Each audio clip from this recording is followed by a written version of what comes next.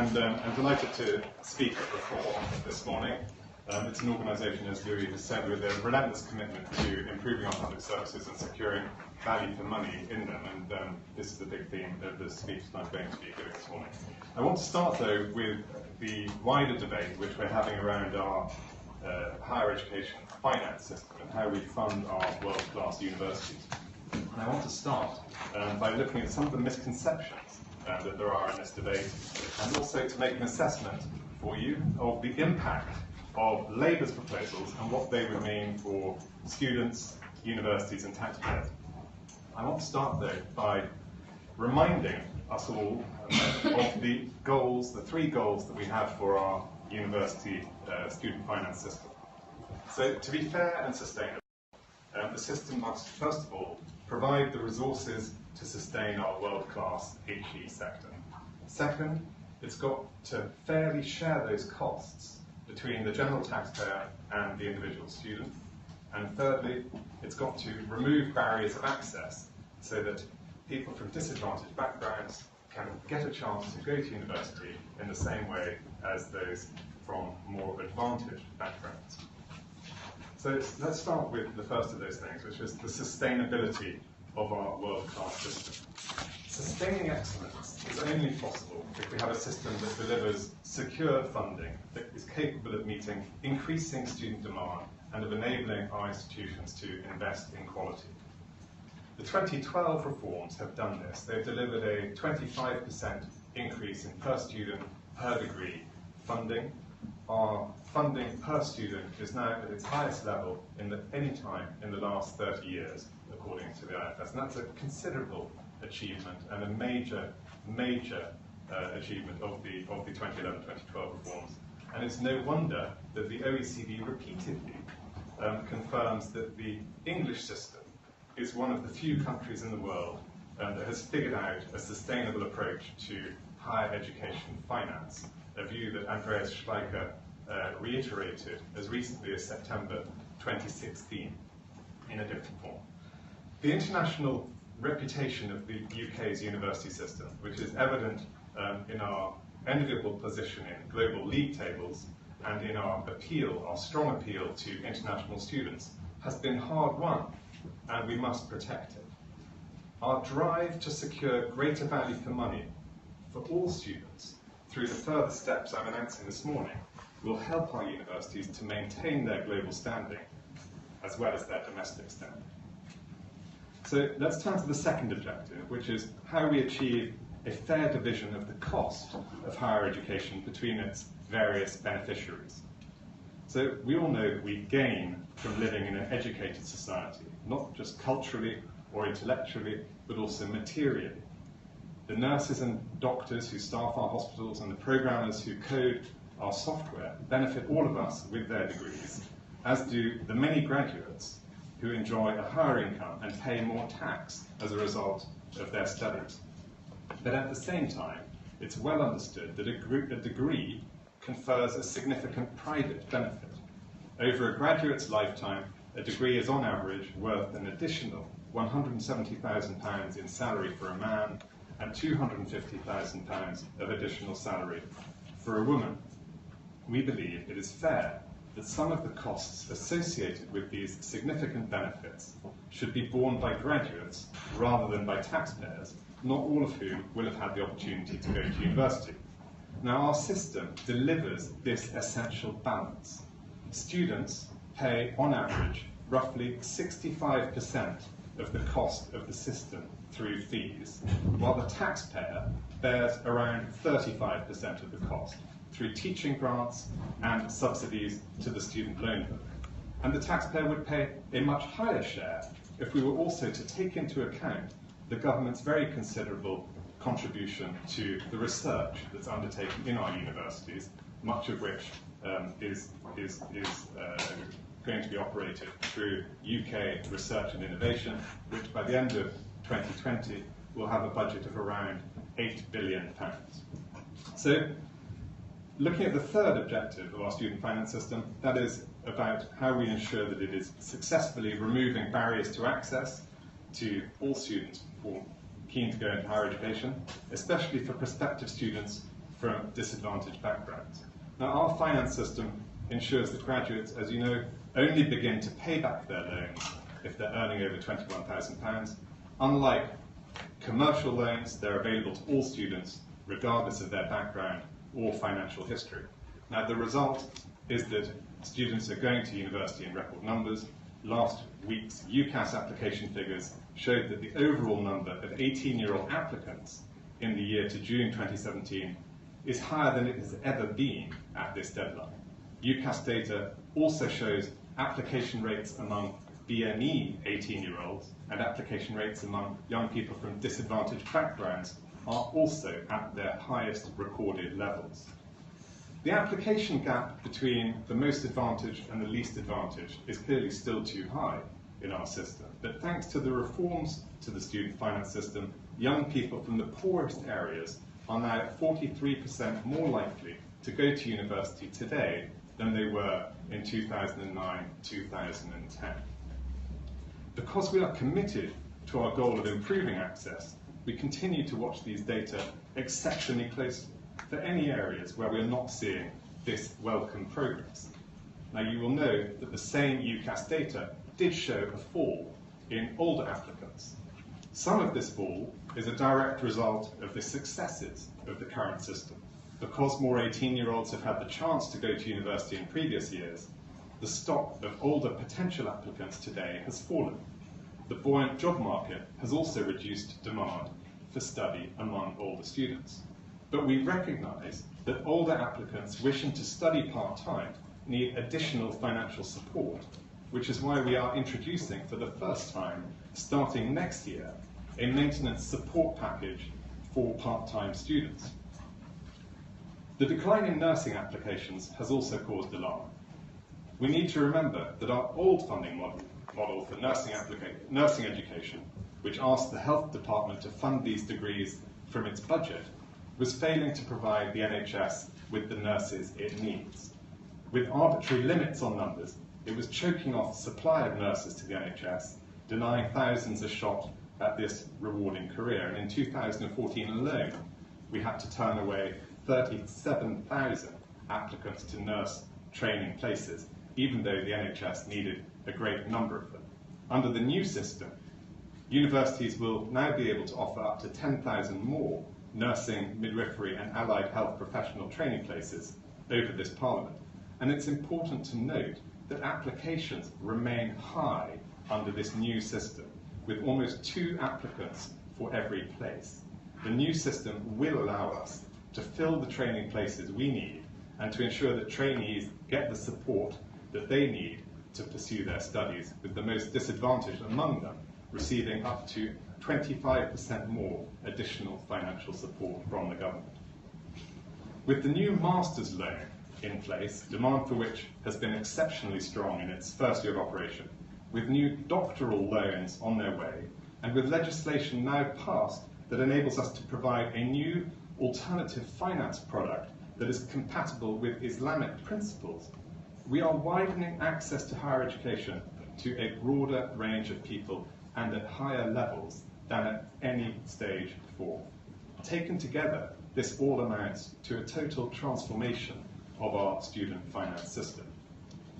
We believe its core principles are and remain fair.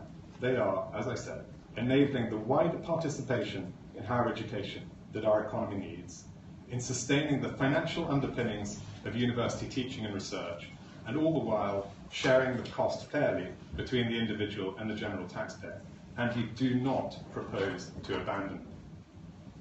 So we have a system that's delivering on our core objectives, but big misconceptions about it remain, and I want briefly to tackle them. First, the idea that the interest rate on student loans is excessive, even usurious. Second, the suggestion that because a significant proportion of students do not repay in full, the system is in some way broken. And third, and most indefensibly, the accusation that the system is deterring the poorest students from university. So let's start with the concern that interest rates, ranging from RPI plus 0% to RPI plus 3% for the highest earners, are too high. Now, we will of course keep the system under review to ensure it remains fair and effective. But it's important to remember, when thinking about the interest rate, that student loans are fundamentally unlike commercial loans in key respects. It is utterly misleading to compare the headline interest rates with those of mortgages or personal loans. And I'll explain why. The way that they are repaid is completely different. Student loans embed invaluable protections for borrowers that have proved impossible for commercial loans to replicate. In fact, it is much simpler to think of the system principally as a mechanism for securing an income-linked and time-limited graduate contribution to the cost of the degree, rather than as the repayment of a loan. A graduate contribution is a much better way of thinking about it, because, one, student loans are available on a universal basis to all eligible students, regardless of their financial history, and they don't impact upon their borrower's credit record. Second, annual repayments are linked to income and not to the amount borrowed, so graduates contribute in proportion to their financial success after university. Third, borrowers earning less than the repayment threshold, which is £21,000 for those in the post-2012 scheme, repay nothing at all. Those with incomes over £21,000 make a contribution of 9% until the loan is paid off. Borrowers are protected under this system. If their income falls, so do their repayments on a monthly basis. And loans, finally, are written off altogether with no recourse at all to the borrower's other assets or estate. This is the fundamental difference to any form of commercial loan. There are no commercial loans that offer all of these important protections for borrowers. But even if we were to ignore all of those factors which make the student loan such a unique product, and if we wanted to make a crude comparison to headline rates of unsecured personal borrowings, we can do so, and we can look at the Bank of England's benchmark rates for unsecured personal borrowings, and they are higher than even the 6.1% that graduates earning over £41,000 are paying. The prevailing Bank of England reference rate for such borrowing is at the moment 7.5%. Turning to the second misconception, which is about those that don't repay their loans in full. We must be clear that the fact that many graduates do not repay their loans in full is not a sign of a broken system. On the contrary, this is the result of a deliberate policy choice by the government to share the costs and risks of university education between the student and the state. Across the loan book, the government expects to write off around 30% of the amount borrowed. This is part of the government contribution. Government as one of the beneficiaries, as I explained, on behalf of taxpayers. It is a conscious investment in the skills base of the country, not the symptom of a broken student finance system. Graduates go on to careers in many varied fields with different salary expectations. Many will also take time out of the workforce to raise families or to care for others. This is right for society. We will, of course, continue to work to increase repayment rates, but the fact that some students will not repay in full will always be a feature of the system. And in a world where society shares the cost of higher education with individuals, rightly so. A third misconception, that the fees are putting the poorest off from study. Now, Jeremy Corbyn stated this month that fewer working class young people are applying to university, and outrageously has still not corrected himself. This is entirely false. Students from disadvantaged backgrounds are going to university, as I said, at a record rate. Attendance has risen from 13.6% of the most disadvantaged in 2009, before the current system was introduced, to 19.5% in 2016. Not only are application rates among 18-year-olds in England at record highs, but dropout rates for young, mature, disadvantaged and BME students are also lower now than they were when the coalition government came into office in 2010. So the claim that fees have led to a fall in students from disadvantaged backgrounds accessing or completing higher education is therefore simple nonsense, no matter how many times the Leader of the Opposition chooses to repeat it. The fact is, if Labour's policy on fees were to be implemented, it would be a disaster of historic proportions for higher education in England. And I'd now like to set out why that's the case. So let's look at Labour's policy. Labour's manifesto committed it to the abolition of tuition fees and the reintroduction of maintenance grants. In the run-up to the general election, Jeremy Corbyn and John McDonnell also pledged to write off historic student loans. Let's recall what Jeremy Corbyn told NME on June 1st, 7 days before the general election. Quote, "I don't see why those that had the historical misfortune to be at university during the £9,000 period should be burdened excessively compared to those who went before or those that came after. I will deal with it. I will deal with it." This was a clear pledge to young voters. But we heard from John McDonnell and others over the weekend that this pre-election promise has now been downgraded to the status of a mere ambition. And we all know what that means. It means it's never going to happen. It is, in my view, an example of blatant bait and switch, political deception of the highest order, saying one thing before polling day and another thing straight afterwards. So let's focus instead then on the pledge to abolish fees. This will have the immediate effect of making universities reliant on direct grant funding from central government to pay for teaching, and herein lies a big problem. Every year, universities would need to negotiate their income with the Treasury, competing with the many other pressing claims on public spending. HE would have to take its chances against other political priorities such as healthcare, schools and technical education, against ring-fenced commitments to defence and science, and against legally protected foreign aid. The experience of grant-funded HE systems from Scotland to continental Europe shows that mass higher education systems that rely solely on central government finance struggle to maintain per-student funding levels at a rate that delivers high-quality teaching. Per-student funding in Germany, for example, where there are no tuition fees, is 10% lower now than it was in 2008, and the German model, according to the OECD, is simply not sustainable. We're seeing the same problem closer to home in Scotland, which abolished most fees in 2007. Audit Scotland has noted that every Scottish and EU domiciled place in Scotland was underfunded by 6% in 2014-15.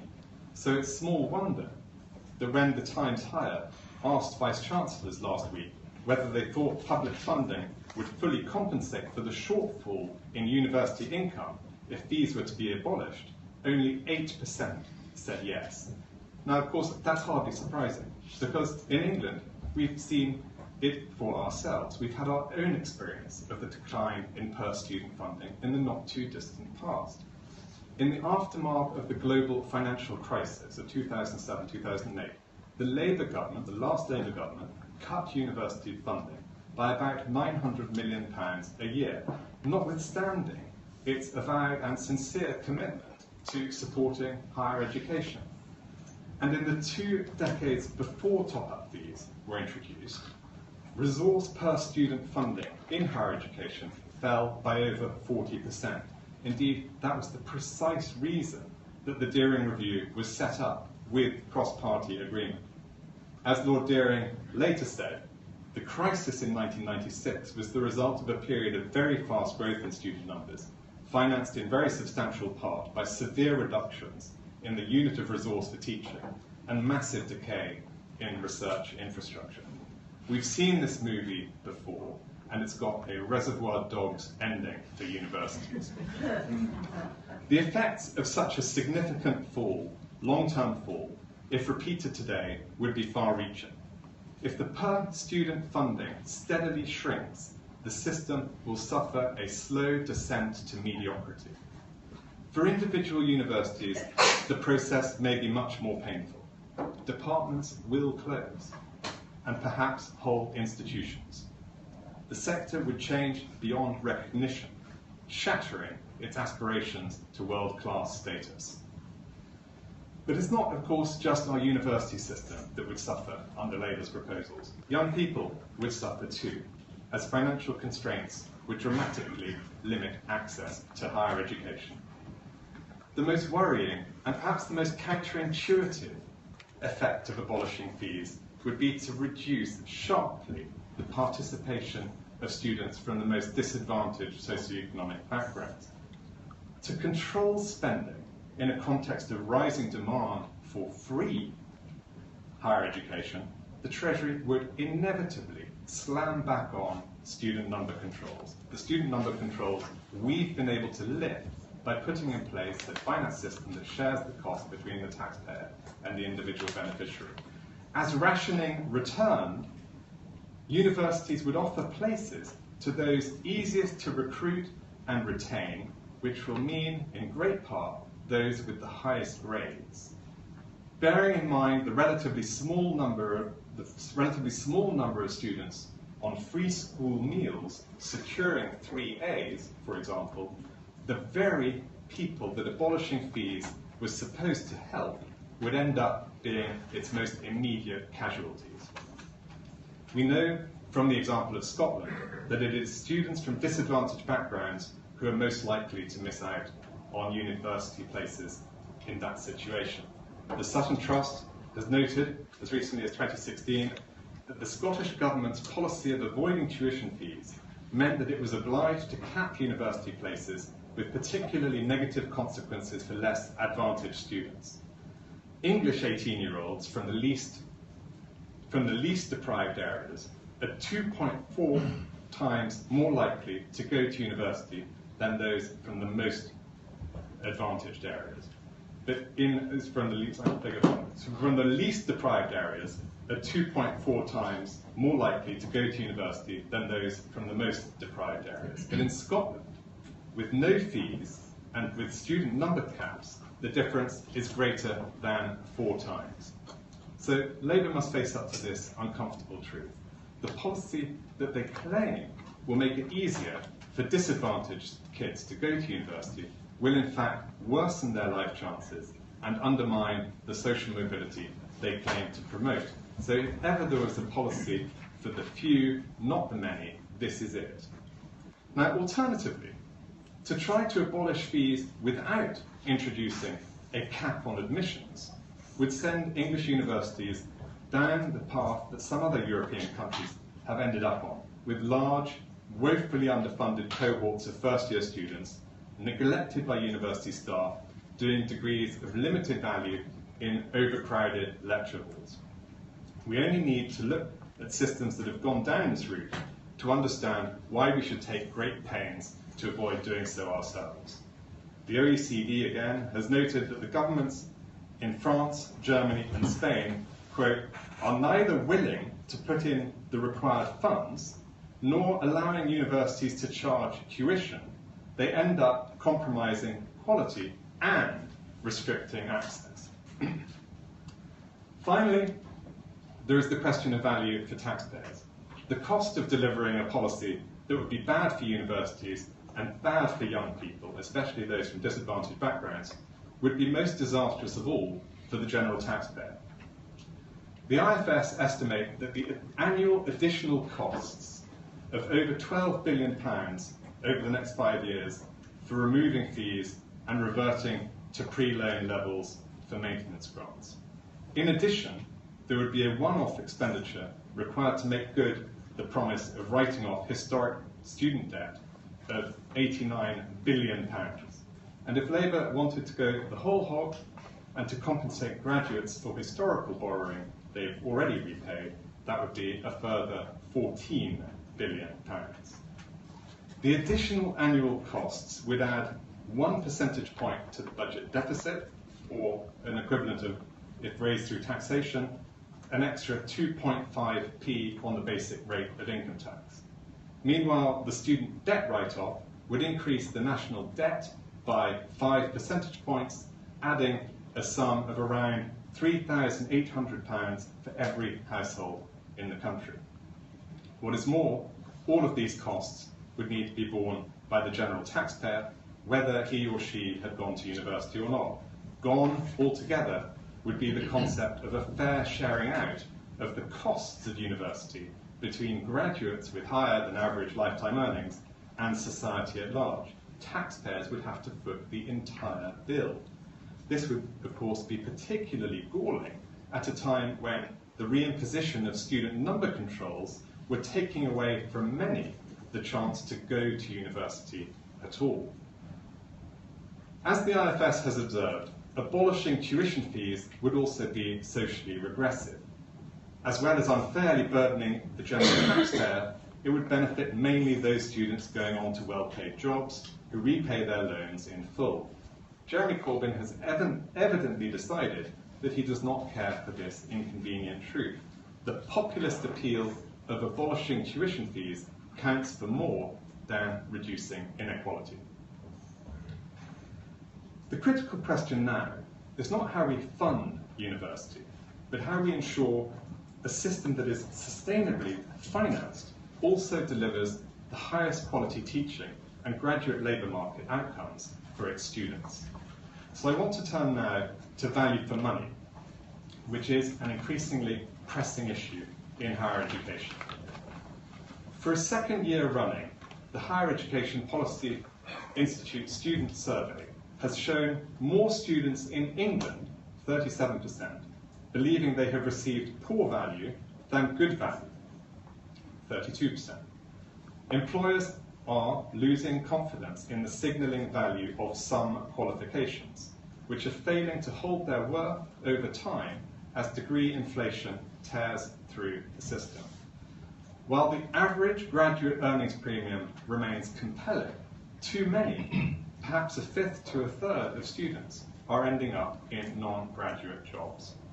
I recognise these concerns. I've heard them time and again from students, parents, and from employers, and I share them.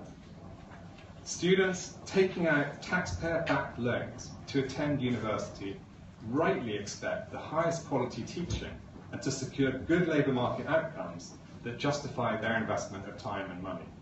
This has been my focus since I took on this role as Universities Minister in 2015, and it was a core theme that ran through almost every provision of the Higher Education and Research Act, which received royal assent on the last day of the last section of Parliament. Today, I want to reflect on some further steps we're taking to ensure that we deliver value for money. The first of those is to explain how the new legislation we've just passed will improve choices available to prospective students. We will be making it easier to set up new high-quality providers, paving the way for more innovative institutions such as the Dyson Institute of Technology and Engineering or the planned new Model in Technology and Engineering University in Herefordshire.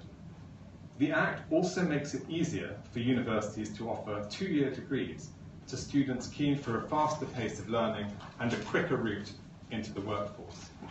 I can confirm today that the cost for a student taking an accelerated course, which will be subject to new fee caps, will never be more overall than that of the same course over a longer period, and in most cases it will be less. Our clear intention is that accelerated degrees will cost students less than an equivalent degree, not least because students will certainly pay less overall in maintenance loans. Students undertaking an accelerated course borrow less money over a shorter period and forego less also in terms of missed earnings. This should mean that they're likely to repay a greater proportion of their loans than equivalent students on full-length courses, meaning the costs should be lower for the government as well. Second, the Act promotes value for money by improving the quality of teaching and incentivising universities to focus on graduate outcomes through the introduction of the Teaching Excellence Framework. For too long, institutional incentives have led universities to prioritise research performance over teaching and learning outcomes. The TEF puts in place reputational and financial incentives to correct this imbalance by assessing universities on the quality of the student experience, teaching standards, and the role of providers in securing good outcomes for their graduates. We designed the TEF to be an evolutionary process, but we can already see that it's having a positive effect on the value that students receive from their university education. In the words of the Vice Provost for Education of Imperial College, the TEF has been, quote, a godsend, and has forced university leaders to, quote, start paying close attention to the quality of teaching. Dominic Shellard, the Vice-Chancellor of De Montfort University, predicts that the TEF will lead to a culture shift that prioritises excellence in student experience and teaching. And the CBI has said that our new emphasis on quality of teaching at universities, together with transparency and openness to competition, should also help in driving up standards among the graduates coming out of higher education. The time is right to build on these results. Today, I'm launching the next stage of the Teaching Excellence Framework. The next iteration of the TEF will tackle head-on the uncomfortable questions that many young people are starting to ask about university, that many taxpayers are asking about the support that they're providing for the system, and that many employers are asking about the supply of graduates entering the workforce. This will involve 4 new developments. First, we will incorporate powerful new analysis of graduate outcomes, the Longitudinal Educational Outcomes, LEO, dataset, which looks at employment and earnings of higher education graduates 1, 3, and 5 years after graduation. This will provide an important source of information for prospective students who are interested in knowing how likely it is that a particular course at a particular institution will lead to sustained graduate-level employment. Second, we will move towards providing subject-level information. The first iteration of TEF has operated at institutional level, but it is our belief that a subject-level TEF can provide even better information to students and be an even more powerful driver of quality and value. I'm yet to meet a Vice-Chancellor anywhere in the system who is unaware of significant variations in quality between subjects and disciplines in his or her institution. A subject-level TEF will empower them to make targeted interventions where they are most needed. Meanwhile, students will be able to make better informed choices and decisions as they opt between courses and institutions. And today, I will be publishing the specifications for how subject-level TEF will work in practice. Third, I can confirm that we will be piloting a new TEF metric that relates directly to one important aspect of value for money, the teaching intensity a student experiences. This will look at the contact hours students receive, including the class sizes in which they are taught. Finally, I want to signal that we will be looking carefully at institutional participation in the TEF. To date, the TEF has been voluntary, and I'm glad that the overwhelming majority of English institutions, including all English Russell Group institutions, have participated. And with surveys showing the importance that students attach to TEF judgments, it's essential that the sector continues to embrace the accountability that the TEF represents. We want prospective to make well-informed and meaningful choices between institutions offering innovative and flexible ways of learning. It's vital that applicants understand that university is not the only option. We've produced clear pathways for non-academic students to follow through the apprenticeship reforms and the streamlining of technical routes. These pathways are now of a high quality with real signalling value to employers. The days of degree or bust are long gone, and we must celebrate the fact that many may gain more by honing their technical skills than by acquiring an undergraduate degree. This brings me on to the third way that the Act will deliver value for money, which is through the establishment of a new regulator, the Office for Students. The OFS's first chair, Sir Michael Barber, has made clear his unwavering commitment to the student interest. The OFS will be a classic market regulator, and Parliament has granted it a general duty to promote value for money in higher education. I'm pleased to announce that because of the good progress being made in laying the foundations for the OFS, I am today laying an order in Parliament to bring forward its legal establishment to January the 1st, 2018, 3 months ahead of the full launch of the organisation. This head start will enable the Office for Students Board to begin taking decisions on the new regulatory framework which we will be consulting upon this autumn. One of the first things I will be asking the OFS to do in exercising its new powers is to consult on the system-wide introduction of student contracts between students and universities. These would set out what students can expect from their providers in terms of resource commitments, contact time, assessments, support, and other important aspects of their educational experience. Although contracts do exist in various forms in some institutions at the moment, most of them do not currently provide enough detail to be useful or to allow students to know what they can expect from their providers in terms of resource commitments, contact time, assessments, support, and other important aspects of their educational experience. I intend to consult on whether a systematic use of an improved student contract would help ensure effective consumer protection for students paying for what will be, in many cases, their third largest lifelong expenditure after a home and a pension plan. By providing students with greater contractual certainty over these key aspects of their own experience, the OFS would, I believe, help to address much of the dissatisfaction over poor value for money of undergraduate education. Another area where I want to see further action to improve value for money is Vice-Chancellor pay. There are Vice-Chancellors in the system today earning close to £500,000, in some cases more than 3 times the salary of the Prime Minister. Swelling Vice-Chancellor salaries lift those of their deputies and other senior managers, diverting millions from universities' core mission of teaching and research. There seem to be institutions in which over 100 people are earning more than £100,000. Each year that I've been in my role, I've used my annual grant letter to the Higher Education Funding Council for England to call on universities and their remuneration committees to exercise restraint on top pay. I'm again today calling on the sector to put an end to the accelerating upward ratchet in Vice-Chancellor and senior level pay. Groups that claim sector leadership, such as the Russell Group, must lead the way. I do not want or expect the Office for Students to cap Vice-Chancellor pay, let alone to start setting pay levels across our university system. Our universities are autonomous, and this is a job for them to undertake in a responsible manner.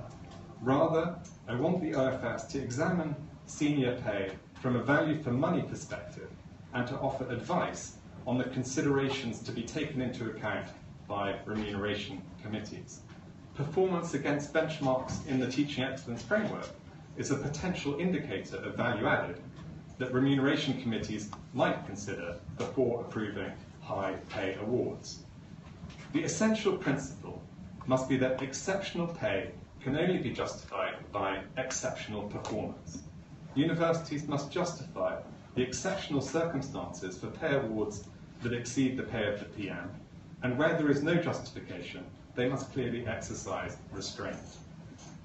And I can announce that I will be issuing new guidance to the OFS to use its powers to address this problem. So, to conclude, make no mistake, a future in which Labour's proposals to abolish fees were implemented would be a grim one for our university sector, for the life chances of young people, and for our public finances. We would almost certainly see the same dramatic fall in per-student funding that we saw in the UK in the decades before fees were introduced, a fall of the order of 40%. This would lead to the humbling of currently world-class universities and widespread closure of departments and even whole universities. At the same time, receiving so much of their funding directly from central government at volatile government fiscal events would make a mockery of the concept of institutional autonomy, the very key to our system's success on the world stage. With student numbers capped once again, the poorest and most disadvantaged would miss out, as they have done in many parts of Europe and Scotland. Life chances would be irreparably damaged and social mobility thrown into reverse. And all of this would come at eye-watering cost to the general taxpayer, including those who have not had the chance to go to university themselves. Labour's regressive and unfunded 1970s throwback policies represent, therefore, a disaster for universities, a disaster for students, and a disaster for the general taxpayer. And it's no surprise that in the one nation in the UK where Labour is actually in power, they've chosen a different approach. And we saw that last week in Wales, the Labour government quietly announced that their tuition fees for 18-19, which are £9,295, would end up being marginally higher than the current English ones. So now, more than ever, we look to our universities to help drive national prosperity and to advance individuals' life chances. But we will only succeed in this if the sector remains sustainably financed, if it adapts to meet the high expectations of its fee-paying students, and if it retains the support of hard-working taxpayers. Now, we are part of the way on that journey. The steps we've already taken on student finance are working. We have seen record participation rates and increased sector income, all the while ensuring graduates only repay loans in line with their income. This is the progressive student finance system that enabled us to abolish the student number cap we inherited from Labour, and we must not hit reverse. Instead, we need to look forward.